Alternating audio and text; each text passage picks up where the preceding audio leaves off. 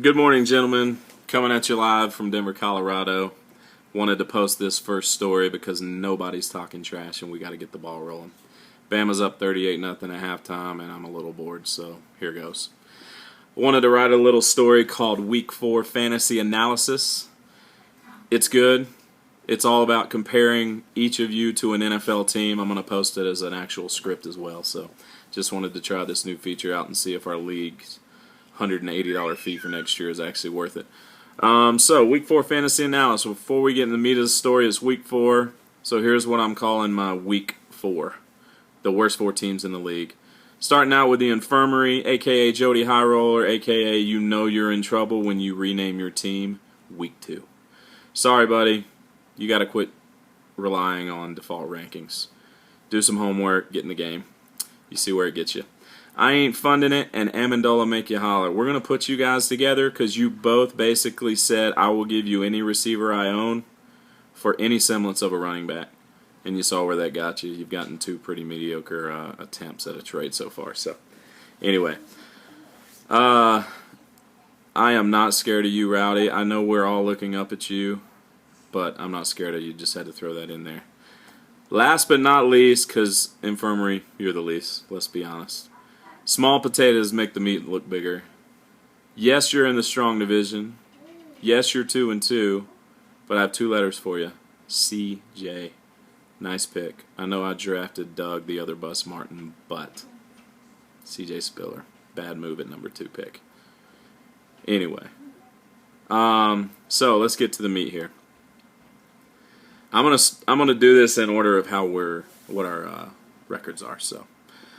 Plaxico shobbed his pants, whatever in the world you're calling your team. You are the Denver Broncos. Yes, you're 4-0, but much like Denver, the teams you've beat have a combined 5 wins. Okay, Denver opponents have 4 wins, but whatever. Jimmy Graham will cool off. You will not win any more games with 68.4 points. And my call is you actually end up losing the division to myself. Bloodbath and beyond. Miami Dolphins, no doubt about it. Everyone is shocked you're 3-1. Matt Krause loves you and will draft all your players next year.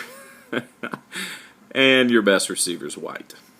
Anyway, Carlos Danger, Chicago Bears. You're 3-1. You have a great running game and loads of talent at receiver, but we're just not sure about your quarterback yet. Phony Scandals, you are the Green Bay Packers. Heck, you practically are the Green Bay Packers with Aaron and Jordy. But you've got a great passing attack, mediocre run and D, but will probably make and fizzle in the playoffs. My son likes this story. I almost called you the Ravens because you're the defending champs, but starting a little slow, but you're definitely the Green Bay Packers. Part of the process, Carolina Panthers, no doubt. Good quarterback, good tight end, that's about it. Newer member of the league, and an aging injury risk at WR1. ONB, Mr. Neal, a.k.a. the Buffalo Neals. You're always going to be the Buffalo Neals. Sorry, buddy, I can't find it in my power to call you anything else. You always make the Super Bowl, but you've never won it. Small potatoes make the meat look bigger. You can't even spell potatoes right, buddy. There is an E in it when it's potatoes. Just thought I'd throw that out there. As much as I would like to call you the Dolphins and the Falcons, it only makes sense on a roster basis. You are the Arizona Cardinals. Yes, you have 1 stud receiver, and you have 1 stud receiver. That's about it. Touch My Peterson. Of course, you're the Minnesota Vikings. Everybody's scratching their head because we always have been taught the value of the running game in fantasy football, but there you are at the bottom of your division with the best running game in the league, hands down.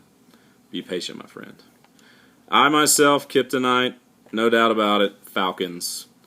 All the talent in the world, why am I 1-3? Amendola, Make You Holla, this one's good. Philadelphia Eagles. Under new management, your quarterback is experiencing a resurgence in his career, but your receivers are aging and everybody knew one was going to get hurt.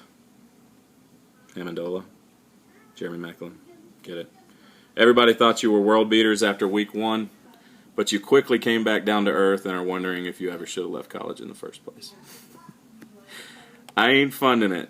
Let's look at you and Jody High Roller, a.k.a. the Infirmary, together because you guys are playing each other in the toilet bowl game, much like your NFL counterparts, the St. Louis Rams and the Jacksonville Jaguars. You're playing each other in the toilet bowl. As the two worst teams in the league, one of you can at least find solace in walking away with 2 wins this week. And yes, Mr. Infirmary, we are all rooting for you to pick up Mr. Tebow. He's a free agent. Go get him. That's about it. Don't get your panties in a wad. If you don't like the story, respond with a better one. We all think our teams are better than they really are. And that's the cue. My son just started crying. Over and out. Let's see how this works.